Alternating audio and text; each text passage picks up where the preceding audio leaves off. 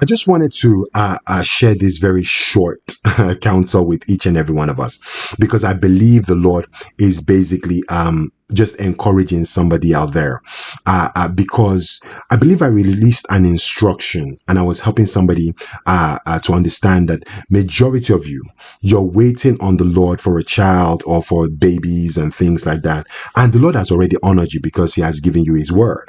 In the beginning was the word was with God, and the word is what? The word is God.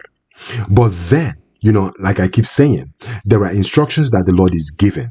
And majority of you, as the Lord is speaking it to you, is encouraging you that you have to what? Follow these instructions, because there are the things that He's using to reconcile, because it is your obedience that eventually releases what God intends to release over your life.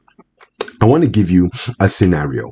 I remember, a few years ago, I was with somebody then, and it was a place where the father, I believe a day before, I'll just share it this way. So a day before, the Lord said to me, "Hey, you're going to evangelize today." And I'm like, "Really?" He said, "Yes." So as I was praying, He gave me the route and where I needed to go. He said, "You will go here. You will see these people there. Speak to them."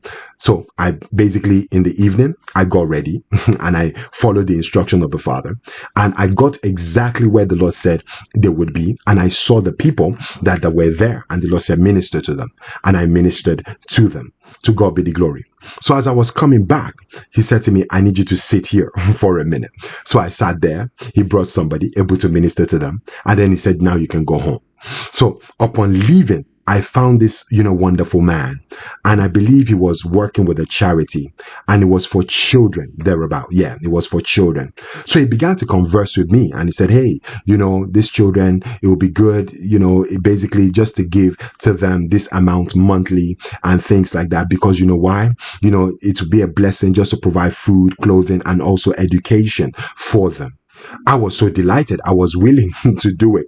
Can you see? I was willing to do it in that moment, though I did not have enough on me, to sustain the payment. But I said, yeah, but you know what? Before I agree to this, I want to speak to my partner, that was the person I was with before they abandoned.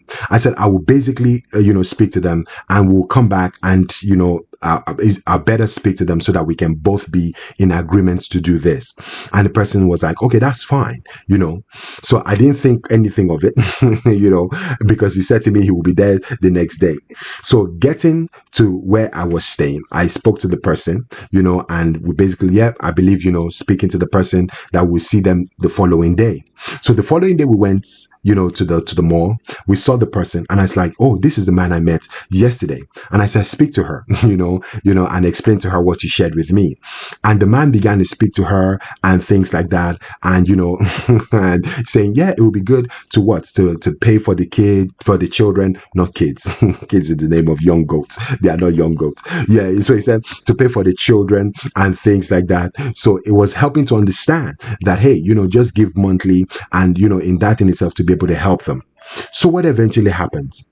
The person in that moment in time, they said, no, we're not doing it. Sorry, we're not able to go ahead with that. But what they didn't realize was that was an invitation. Do you see that? It was an invitation, because the Lord was basically trying to get them to give. And for them being able to give, to release, by their obedience, then perhaps children will come out of that. But they shut it down. They were looking at finances and things like that, and they didn't go ahead with it. So you can see how they missed on that opportunity, because I was willing, but they said no. And I don't want to basically go ahead and start dishonoring in any way, because you have to be in agreement to be able to do something.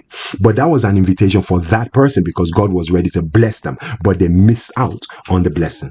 So that is basically encouraging somebody out there as well, that the Lord is giving you instructions in regards to what, your child, how to bring forth what He has been promising you. Can you see that? So it is your obedience that eventually releases what God intends to release, and is asking you in this hour that whatever He's showing you or telling you to do, please be inclined to follow that in itself. And as you follow it, you will see the manifestation of what you have been believing for. Can you see that in itself? So you can see just one act of obedience could have brought forth something. But because they were not willing, because sometimes when God tells us to do something, we're looking at how much we have. We are looking at what we have in the house. There's just a little flour. There's just a little this. Oh, I can't give it because it will not be enough for me. So you're looking at you, and God is like, I'm calling you to obedience. Do you see that dimension? So this is for majority of us, because remember, God sent Elijah to the widow and said, I have a small flour and small oil. And Elijah said, make some for myself and the rest for you.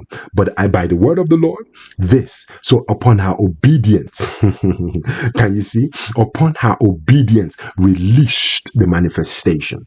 And the Lord is asking you in this hour that as you obey me, you will see the manifestation of what I have, of what I want to release over your life. Amen. God bless each and every one of you. To God be the glory. I love you all so very much. Stay blessed, because you're the blessedness of the Father. In Jesus' mighty name. Amen.